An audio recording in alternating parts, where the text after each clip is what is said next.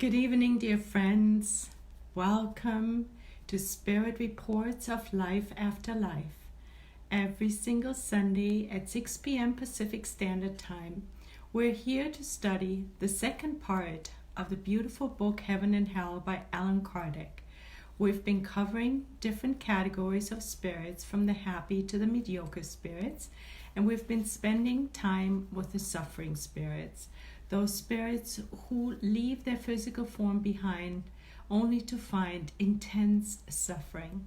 And we've been learning alongside those blessed spirit reports to know, on one hand, of how we can prepare ourselves better for our transition, and on the other hand, of what pitfalls to avoid. And in the last few weeks, we've been studying Claire. Claire is a suffering spirit. And this is our third part of Claire. But first I want to say hi to Tony. Tony, thank you so much for joining. And I'm hoping you're feeling better. Claire. And Claire, there's some other people here who've joined. I don't see your names, so I apologize if I don't say aloud to you. My phone doesn't always show me everyone who is here, but I see a much higher number than just one person. So thank you for joining. It's a blessing. So, friends, Claire is a suffering spirit. And let us remind ourselves of what was Claire's problem during her lifetime. She was a very selfish and prideful spirit. She was endowed with a lot of things. God had gifted her with much. But instead of sharing the gift she's received and realizing that everything we have, friends, is a gift from God. We are co-creators, but essentially everything we have is a gift from God. And it is our duty to share the gifts we have. There's a beautiful chapter in this book called Thought and Life by the Spirit Emmanuel through Chico Xavier.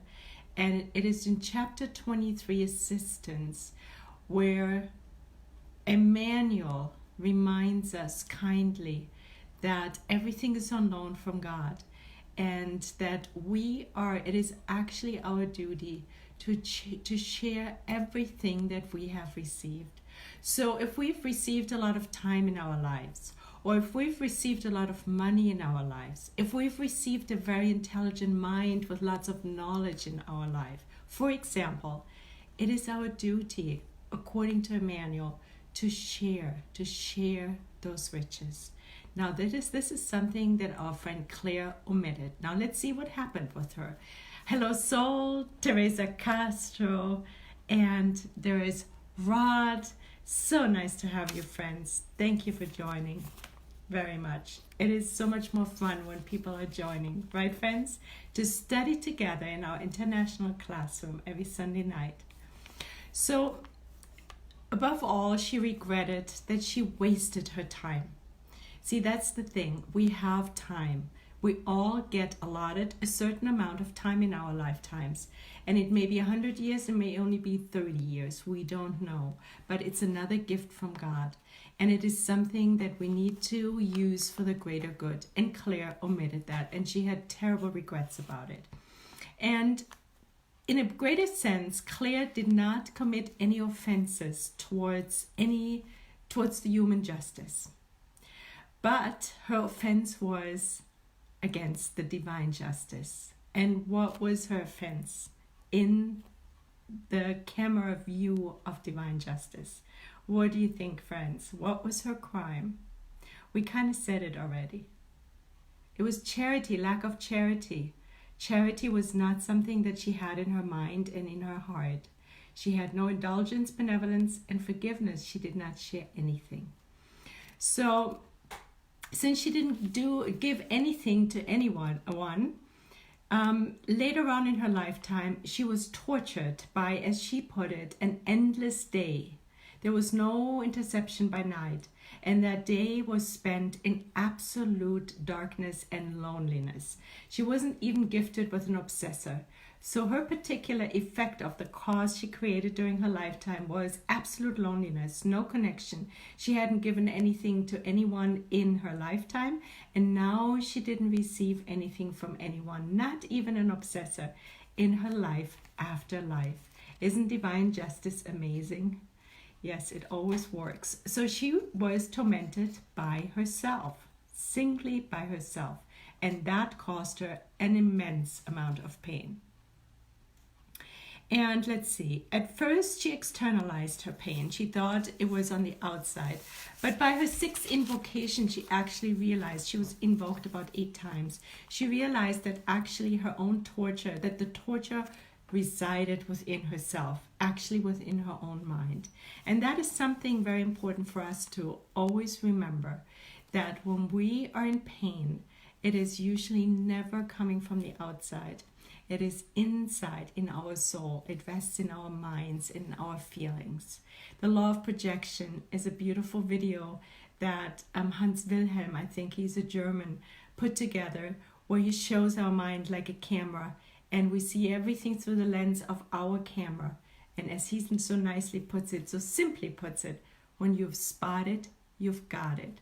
So whatever we think is out there that causes us pain, it relates to something that we carry within ourselves. Now, Claire had a husband, and her husband's name was Felix.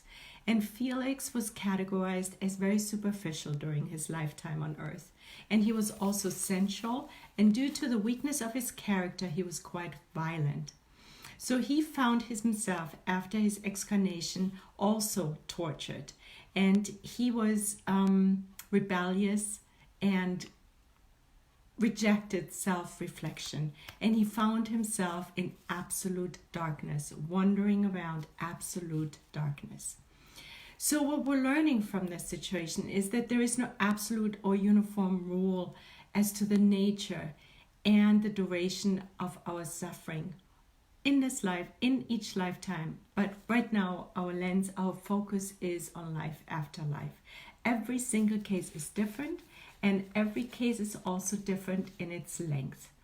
So what we're also realizing is that the duration depends on us, on how much we as a guilty spirit, that we first recognize that we're guilty and we've committed certain omissions during our lifetime. Like, for example, in the case of Claire, lack of charity. But that we want to make a difference. We want to grow. We want to open our consciousness to realizing what it actually was. We want to repent in the fullness of our hearts and minds. And that for that we have free will. And the duration of our suffering entirely depends on that, because God is so good. God is always ready to rescue us, to come to the rescue. But we need to want it. And essentially, it is to each according to his or her deeds. And that applies to heaven, so-called heaven, life after life, as well as in hell, which is also life after life. But heaven and hell resides in our own minds. It is linked to what our predominant thinking is. As we emit, so we attract.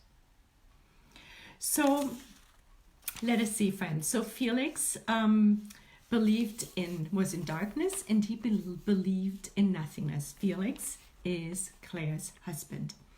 And as a result of his belief in nothingness, he felt incredible amount of uncertainty. There is nothing outside himself that he sees, and he doesn't receive anything. It's the so-called darkness of the soul. Now, those people who believe in nothingness, or we also call it nihilism, which was a movement in the arts, a literary movement, whose focus was in Europe in the 20th century. And nihilism, just summarized, is when we ask, what is the purpose of life? And the answer is silence. There is no answer. Let us just imagine for a moment. We are so blessed in Spiritism with the help of Allan Kardec and the illuminated spirits. We're being taught where we come from, why we're here, and where we're going. Now, somebody who is subscribed to nihilism doesn't have any of that. They don't see a purpose of life. They don't know where they came from. They don't know why they're here and where they're going. And that is torture. That often causes depression, anger, despair, and out of that, suffering.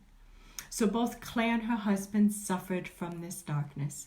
And the darkness equals really ignorance. It was her ignorance and the horror of the unknown. It is hard to imagine, but maybe we can feel our way into that into that belief system. So, as the last aspect of Claire, we're going back to heaven and hell, and we have not covered that yet. And if you like to look and follow along, it is on page 383 in Heaven and Hell. And there, St. Louis was asked by Allan Kardec the following question: why is the moral education of discarnate spirits easier than that of incarnates? Very good question, right? Why is the moral education of discarnate spirits easier than incarnates? Why do you think, friends? Why do you think that is? Let us pause for a moment and kind of feel our way into that to see whether maybe we have an answer. Well, St. Louis helps us out.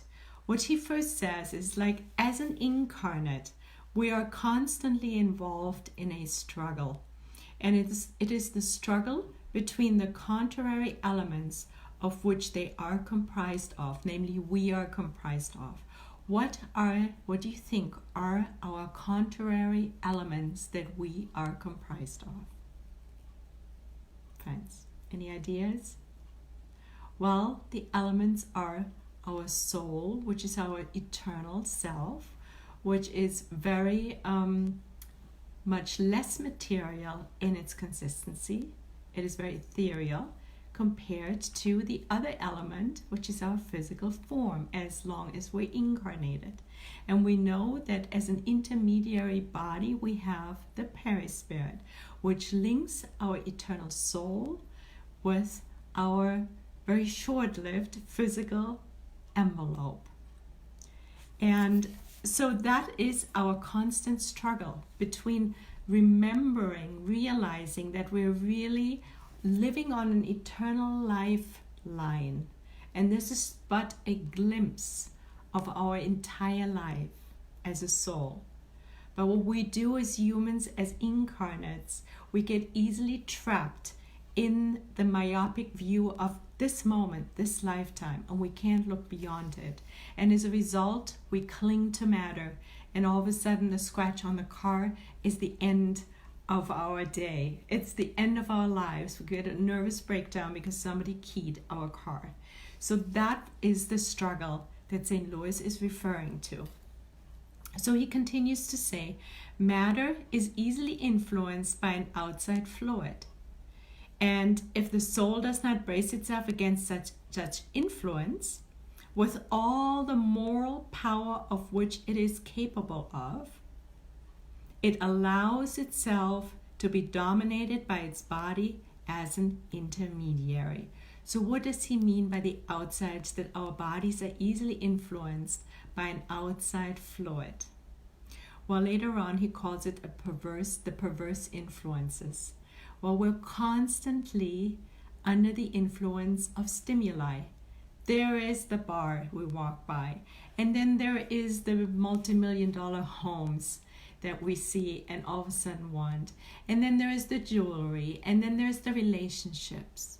And then there is another vacation and the beautiful beach pictures. And then we go on Facebook and we see everyone else having everything and we feel we have nothing.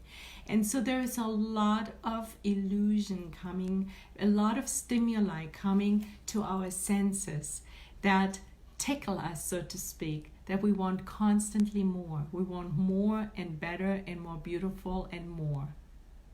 And that is what St. Louis is referring to, and it in a way sidetracks us. It keeps us away from realizing that we're eternal souls, and that what really matters most is the food for our soul, to nourish our soul. The beautiful slogan of Kardec Radio, and that's why we're here tonight at 6 p.m., to nourish our soul, to educate our soul, to invest into our eternity. And that is what we're forgetting by the constant stimuli we receive on our senses. So then he says, in contrast to that, the discarnates are not exposed to these material influences as much. Now, we do know that there are some spirits who are much lower in their developmental stage, that are still very much attached to matter, to the point that they may even feel hunger and thirst still. And that is very torturous, because then they can't fulfill that anymore. But he says it is different. No thought of material interest or social position warps their reasoning. They struggle out of love for evil, on the contrary. But they soon acquire conviction about their powerlessness towards the moral superiority that dominates them. Now we're talking about discarnates. The perspective of a better future is more accessible to the discarnates, because they are already living a life where that future must occur. So freedom from the flesh makes their conversion easier. That is St. Louis's opinion. Now, we do know that the first step on our path to regeneration is repentance. And we can repent in our lifetimes in the flesh, but very often we postpone it until we're discarnated. And then we feel the regrets of what we've done. We have a better, bigger perspective, as we've learned from these spirits that we've studied so far. And then we beg for another lifetime, where we get another opportunity to expiate our past wrongs. So that is part of the cycle of life. We want to go to the Spirit's book for a moment, because there Allan Kardec helps us in question 224. Let us go real quick to that. Question 224. It pertains to the subject of our transformation in life after life on the other side. Where is it? There is didn't see it. There's too many bookmarks in my Spirit's book. So he defines spirit life as follows, and he coins a new term. What he says in question 224, what he asks is, what becomes of the soul during the intervals between incarnations? So what happens to souls between incarnations? And the illuminated spirits answer us, and they say, the soul becomes an errant spirit, aspiring to and awaiting a new destiny.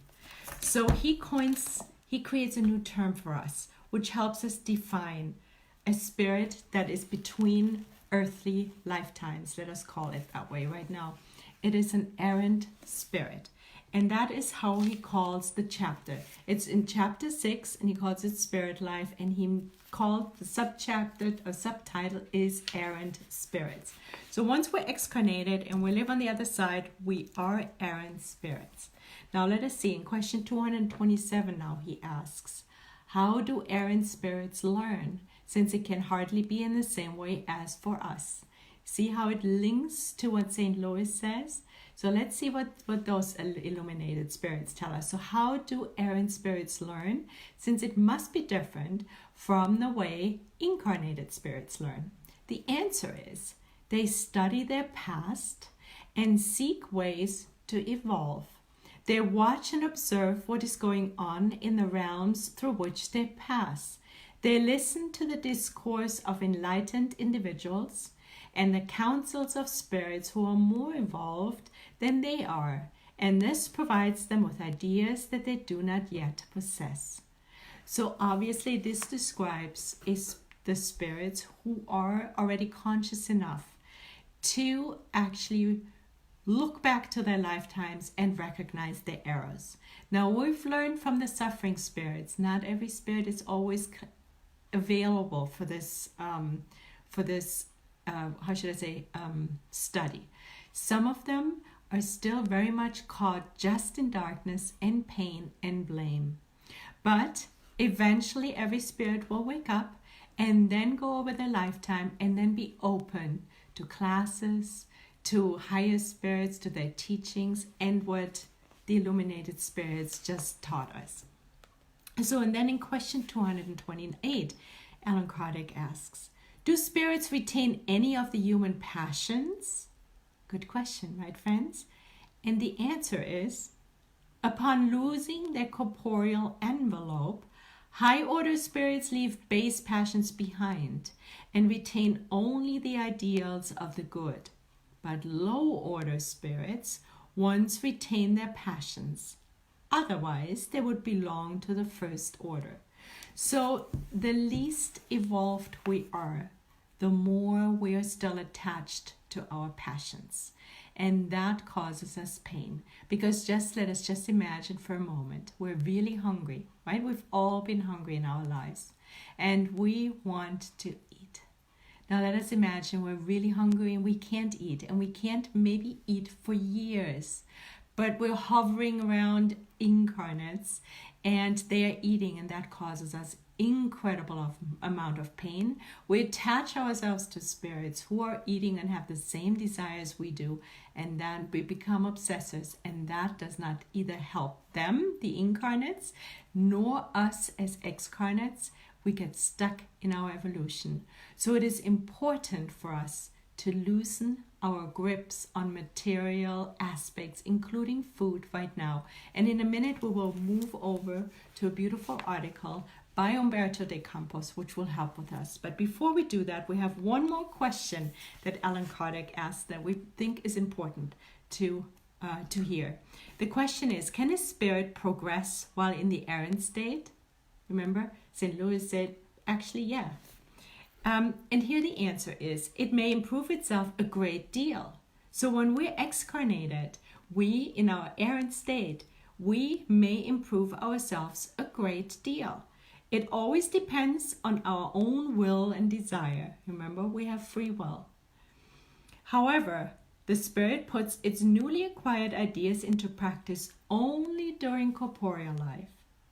So yes, we progress on the other side a great deal, according to St. Louis, even better than in the flesh, but we actually put our newly acquired knowledge and understanding, our moral transformation into action. We practice it while we're in the flesh. And that is often as we are on a lower level of evolution called the expiation. So friends, let us now switch gears. This completes, by the way, our case of Claire. Next week, we're going to start with the suicidal spirits. And there's a lot for us to learn there, totally different aspects, very interesting. But for now, what we're going to do is we're going to switch over to the Spiritist magazine. Most of you probably are aware that there is a beautiful Spiritist magazine that gets published. You can get it free online. There is an app and there's a website. You can download it and you can go back to, I think we're on the 47th issue approximately, and you can go back and read every single issue for free, but you can also order a hard copy. I think it's like $10 or $12, and you can do that online. And right now we're going to, what was it? I think it is the edition, I'm going to post it after our gathering. I will post under this publication, our broadcast here, I will write down which edition it is. It's called Victor Hugo. Victor Hugo is the name, and his picture is on the edition of that particular Spiritist magazine. And inside you'll find an article called Training for Death. And we considered it important to not read the whole article. You feel free to go to the Spiritist magazine and download it and read it. But we're going to pick out a few important items because we want to be prepared, right, friends? Because our physical form can fall off any time. Something can happen. And we better be ready for this because we're hoping that we are spirits who we want to minimize our suffering, don't we? So here we go. let's see, worried about survival beyond the grave, you ask amazed how the training for death should be carried out and how to avoid surprises after death. And so he touches on the fact that as a tourist, if we travel, let's say from the United States to Asia, we prepare ourselves. We get a passport. We may read up on Asia. We set up an itinerary. You pack the right clothes. We look at the climate. We get ready for our trip, right? And when it comes to our excarnation, our so-called death of our physical form, what do? Do we prepare ourselves? Do we sit down and educate ourselves of what to expect and how to get ready for that? Well, that is what this article is really good for, and what the second part of Heaven and Hell helps us with, and of course the Spirit's book and the whole André Louise series. There's so much to learn to get ready, and it's never too early to do that. So let us see. Then he says, religion and science is not very helpful in that. You know, religion usually doesn't touch that subject, doesn't really tell us what happens after our life on this earth. And science doesn't really go there either. So now, thank God, literally, we have Spiritism and the spirits, illuminated spirits, who teach us what to do. So then he says, start, and this article is by Umberto de Campos or Brother X. And you find, and it's an excerpt, and I forgot to say that, I apologize, from the book Cartas e Crônicas. I don't really speak Portuguese, but I do my best, so forgive my accent.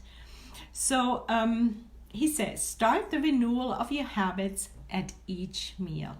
Now, this is not our personal opinion. This is Umberto de Campos' opinion. So, this is the disclaimer. So, please don't shoot the messenger.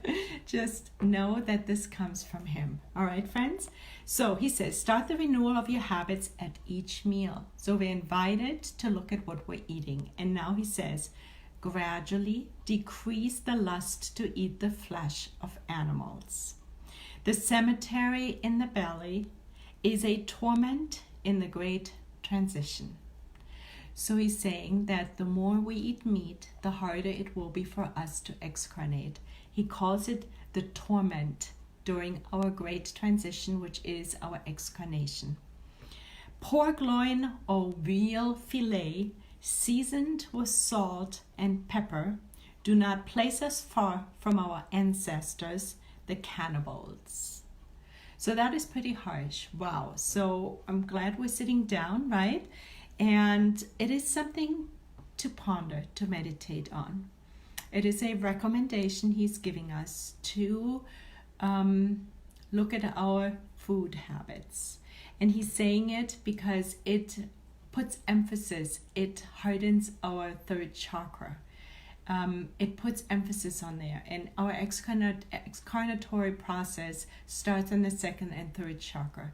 So if we eat a lot of spicy food and a lot of heavy food like meat, it binds us naturally more to matter, which will cause us more pain during our excarnation. And of course you could say, oh well, you know, I'm just 50 years old, or I'm just 30 years old, I can eat meat for another 20 years, and then once I get closer to 70 or 80, I stop eating meat. Well, but it is a process, friends, because the loosening of matter to spirit is a long and slow progress, and it's never too late to start. So then he continues to say this. So food, meat, spices is number one. Number two, widely ingested drinks are another dangerous obsession. I have seen many souls of apparently exquisite backgrounds willing to trade heaven itself by the aristocratic whiskey. And he also mentions a Brazilian cachaça, a drink. I'm not sure I'm saying it right, but it doesn't matter what it is. He's talking about alcohol.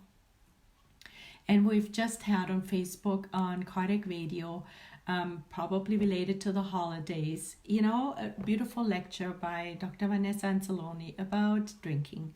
So it is not only binding us more to matter, it's also unhealthy for our organs in general. And of course, we're never alone when we eat and drink, when we do anything. We're always living in two worlds, and we attract what we emit. So if we drink, for example, a lot of alcohol, guess who is drinking with us? Not just incarnates, it's also a bunch of excarnates. So he is recommending for us not to drink much alcohol, or maybe better yet, no alcohol. Then he says, as much as possible, avoid the abuse of tobacco. The condition of discarnated nicotine lovers is pitiful.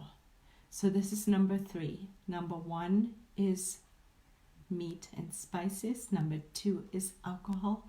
Number 3 is tobacco. We may throw in there also marijuana, maybe other substances that are being smoked. So, but here he is mentioning tobacco. And then he says, no matter how distressing the crisis seemed to be while in the body, stay strong when facing the blows of struggles. We're invited to stay strong and not medicate. There's many different ways of medication. Food is one. Alcohol is another. Any drugs, medications, right? Even just compulsive shopping. But right now we're staying with what he's talking about. Then he says, victims of cocaine, morphine, and barbiturates linger a long time in the dark cell of thirst and inertia.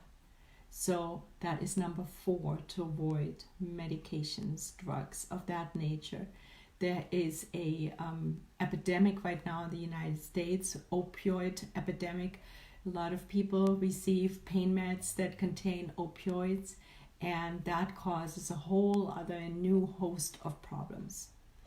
So then he says, what about sex? Carefully preserve your emotional balance. We here have many good people carrying living hell labeled love.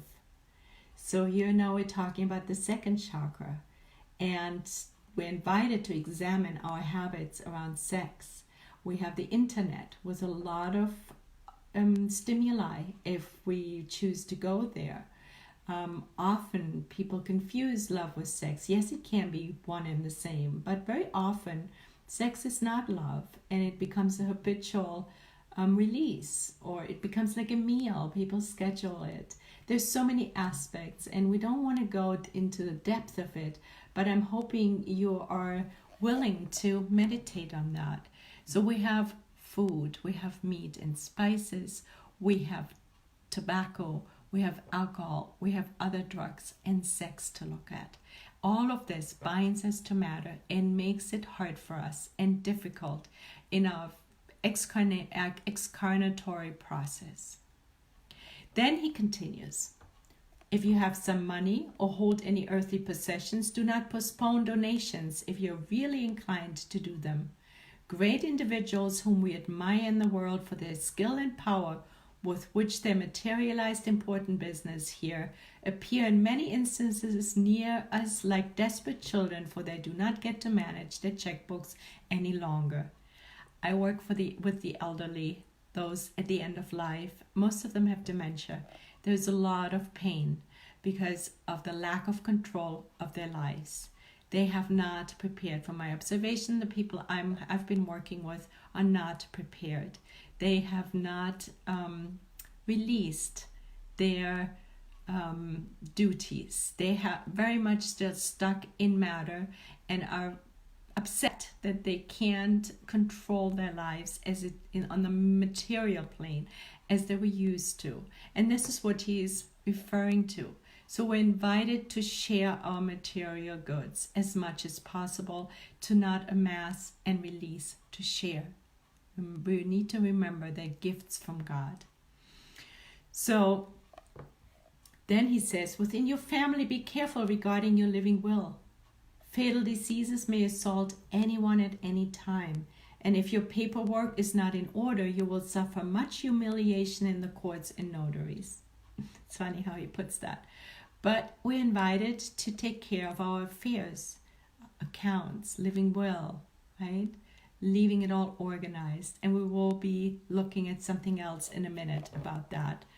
So we need to make sure that we prepare of how we want to share our earthly belongings among our family members and maybe friends, and to start early on. I had a grandmother who asked us for years before her excarnation, what would you like in my home?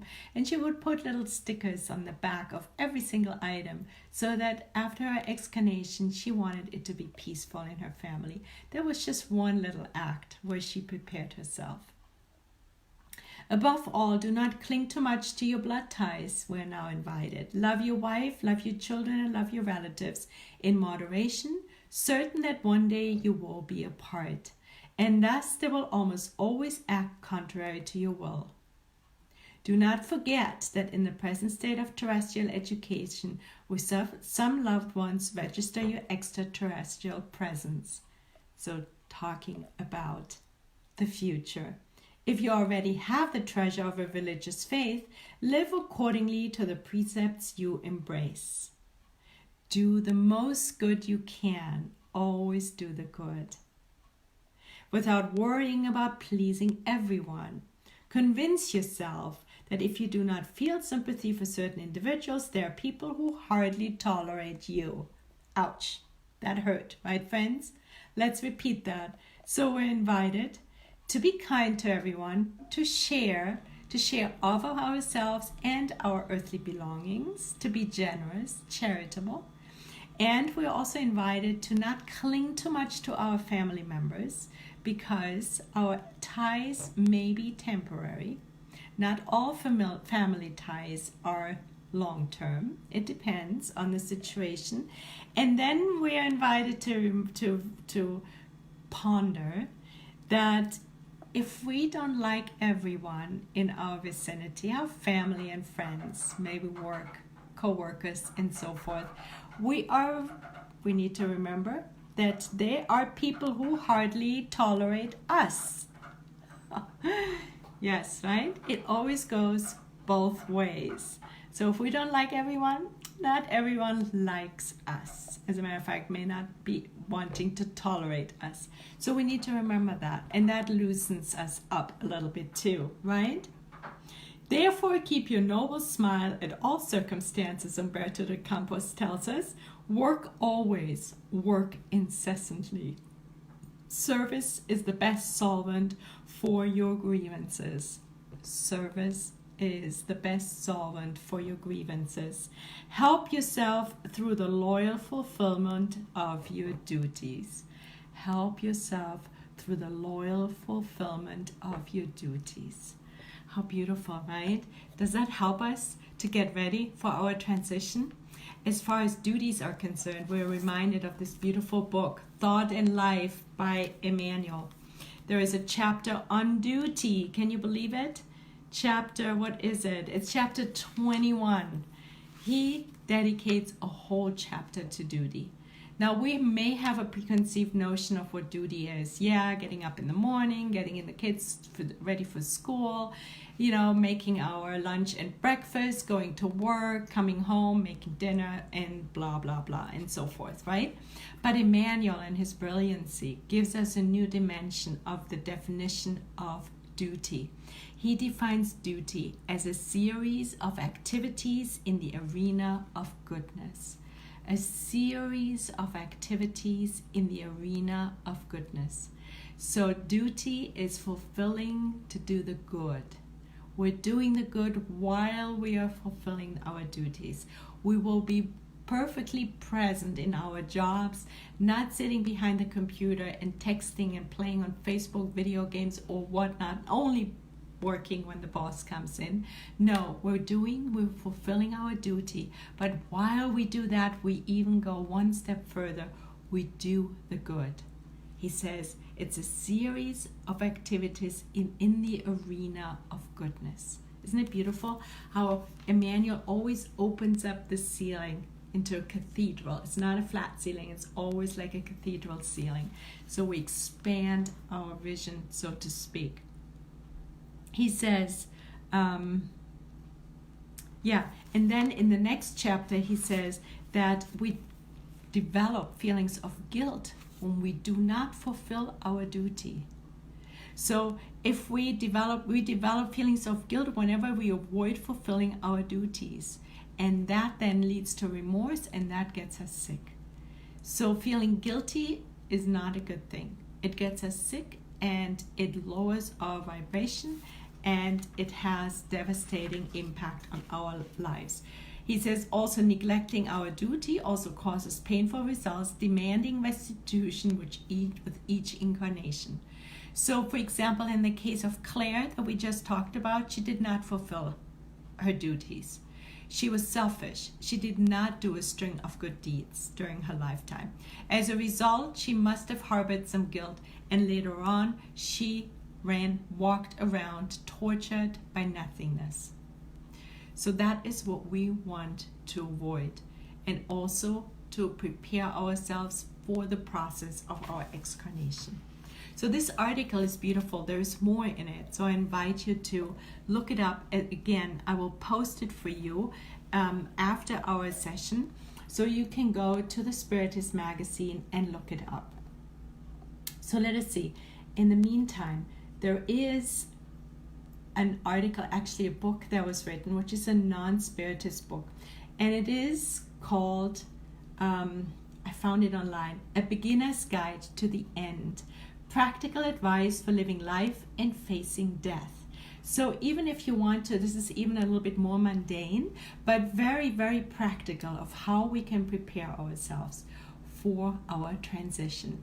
And he gives this example of Ruth, who is 81 years old and was driving to her daughter's Molly's house for Thanksgiving dinner when she had a heart attack and died. Struggling to imagine a world without their mother, Molly and her brother Ira went to clear out her condo in Leisure World, the retirement community in Laguna Woods, California that Ruth had called home for 12 years. While sorting through her things, they discovered a small card file on a kitchen counter next to her recipe book.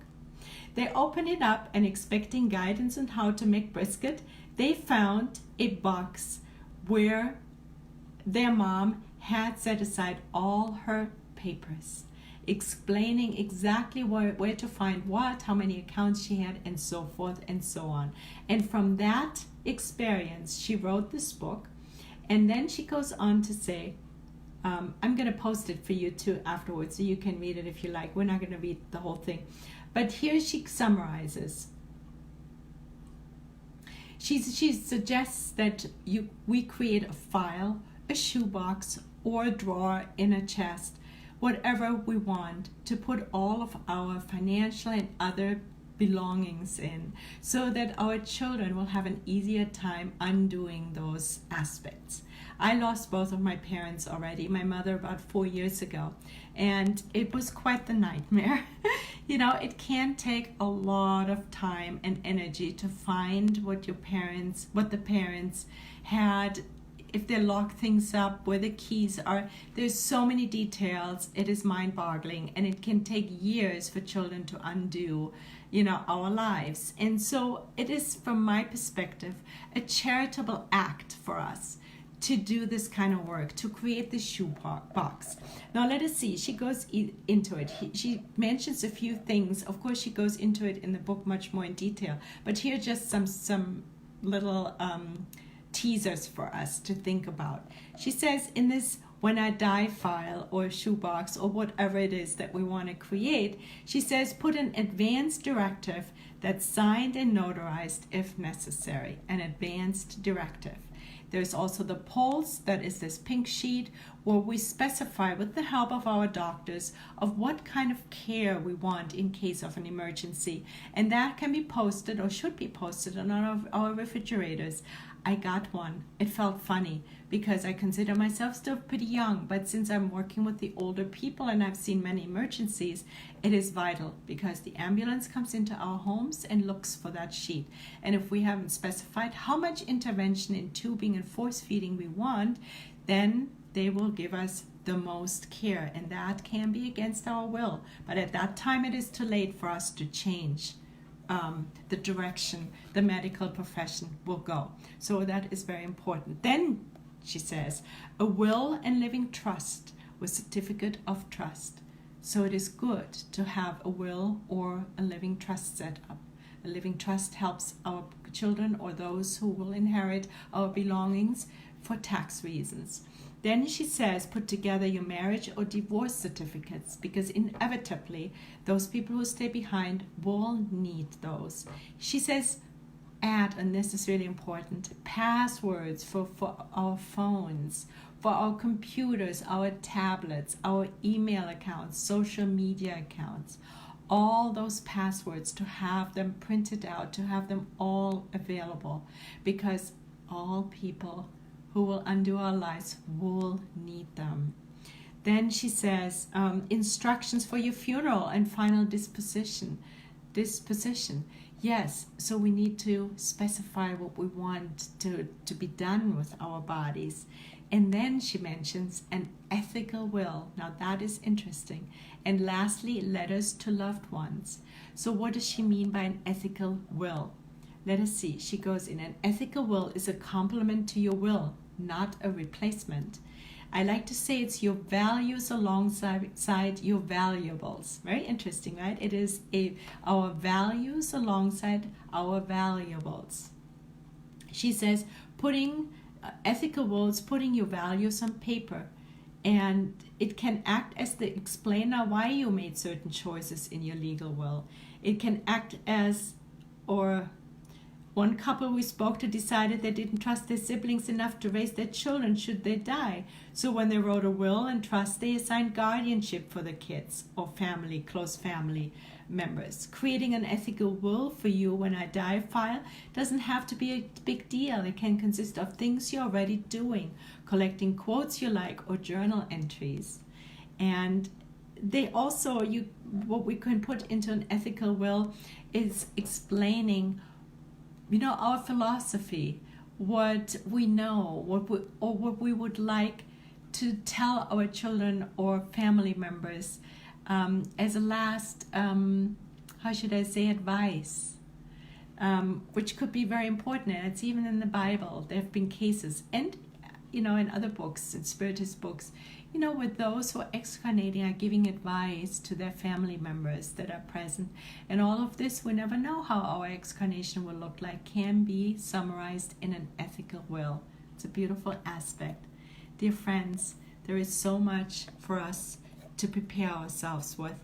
And the beauty of that is, if we are courageous enough, like you all are, to think about those aspects, to remind ourselves of the perishability of our physical form, which could come to an end any moment during our lifetime, to be courageous enough to take the steps to prepare ourselves, not only on the material front, but also on our moral transformational front, right? To remember that, as Umberto de Campos helped us to remember, to watch our diets, to watch our sex lives, to watch the ingestion of substances, and to make sure that we always share and do the good, that to undo the shackles that we have forged against our own selves in previous incarnations, to visualize the good,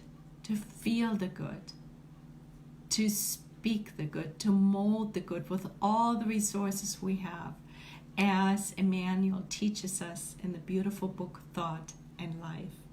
All of this will help us at the final moment of our transition and in our life after life.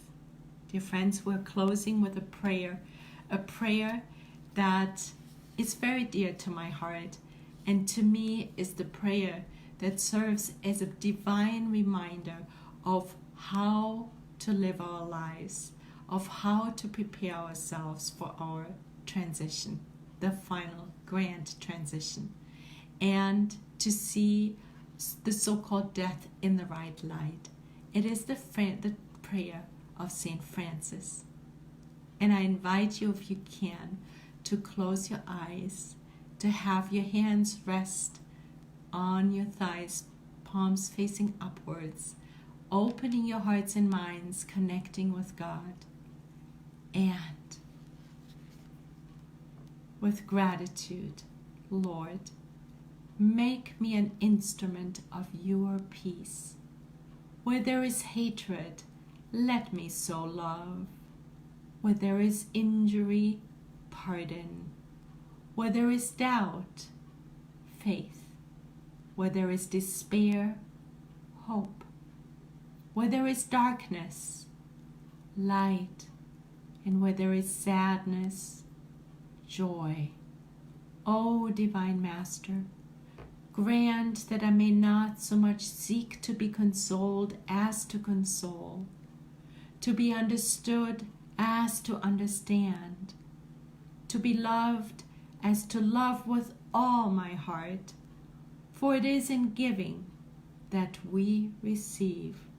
It is in pardoning that we are pardoned, and it is in dying that we are born to eternal life. And so be it. Dear friends, thank you for joining, all of you. It's been a pleasure. Next week, so God willing, same time, same place, we will meet again, and this time discuss the suicidal spirits. God bless you. Have a beautiful week. Much love. Good night.